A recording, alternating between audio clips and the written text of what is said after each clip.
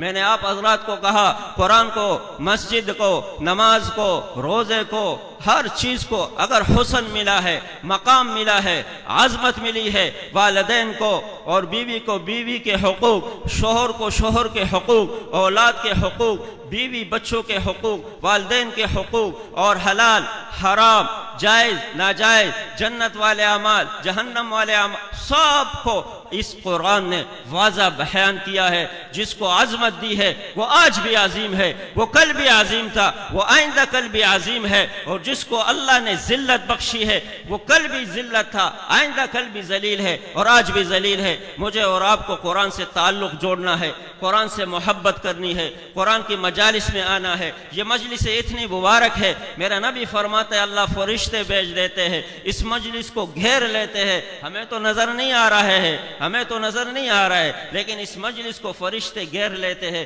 ایک ساتھی کے دل میں بھی اخلاص ہو، اس ایک ساتھی کی برکت سے اللہ پوری مجلس کو گھیر لیتا ہے۔ یہ قرآن المجید کی خاص فضیلت ہے، قرآن المجید کا خاص احسان ہے، قرآن المجید کا خاص فضل ہے، کیونکہ یہ کلام اللہ ہے، یہ اللہ کا کلام ہے، یہ اللہ کی باتیں ہیں، یہ اللہ کی خبریں ہیں۔ یہ جیو خبریں چھوڑ دو، یہ ایکسپریس والے خبریں چھوڑ دو، یہ امت اخبار کی خبریں چھوڑ دو، یہ ٹیلی ویژن پر آنے والی خبریں چھوڑ دو۔